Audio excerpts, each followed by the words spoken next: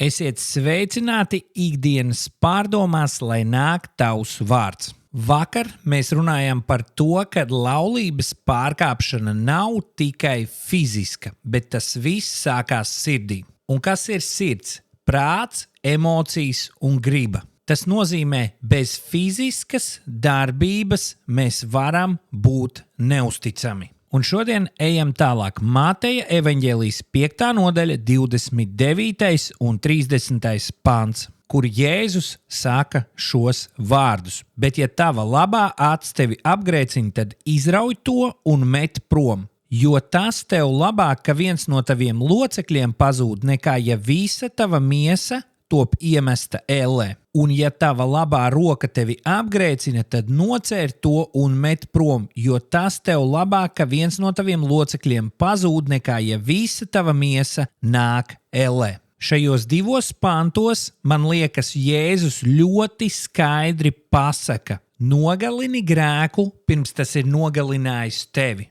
Un ko tad nozīmē šis vārds apgrēcina? Šis vārds tulkojās kā izraisīt krišanu, likt paklupt, ievilināt grēkā.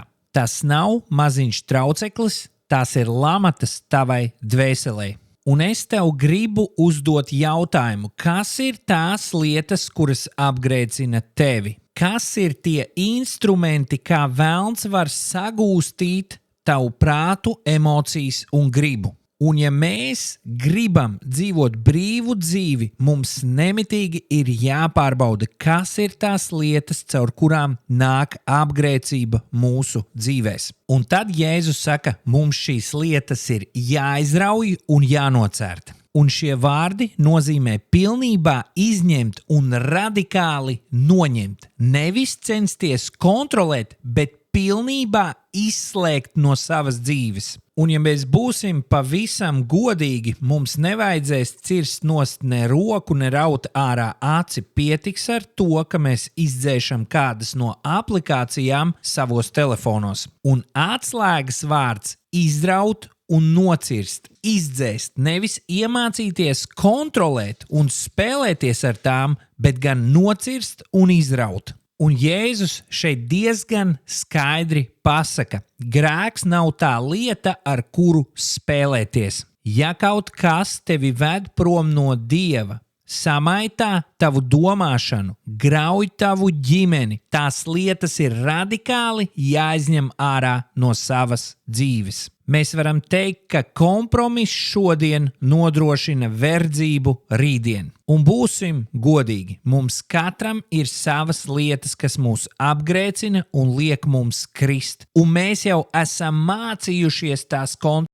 Bet beigās kaut kā ir iznācis, ka nevis mēs kontrolējam šīs lietas, bet šīs lietas kontrolē mūs. Tāpēc es tevi šodien gribu iedrošināt. Izrauj un izmet. Jo maksa, kuru tu maksā par šo lietu lietošanu, ir milzīga. Tu maksā ar savu mieru. Jo katru reizi visdrīzākais, kad tu esi kritis šajās lietās, tevī ir milzīgs pašnosodījums, kurš tevi šķir no Dieva. Nevis Dievs nošķirās no tevis, bet tavs grēks ir tas, kurš saka, tu neesi pietiekami vērtīgs, lai nāktu pie viņa. Tāpēc šodien mans aicinājums ir padomāt par to, kuras ir tās lietas, kuras tev nekavējoties ir jāizrauj ārā ar visu sakni no savas dzīves, lai tu varētu izdzīvot dzīvību un dzīvības pārpilnību. Attiecībās ar Dievu, attiecībās ar savu ģimeni un attiecībās ar cilvēkiem, kas tev ir apkārt. Un neļaut grēkam degradēt tevi. Un rīt ar Dieva žēlastību mēs tiekamies šajā raidījumā un parunāsim, kā praktiski izraut šīs lietas ārā no savas dzīves. Lai Dieva žēlastība ir ar jums visiem!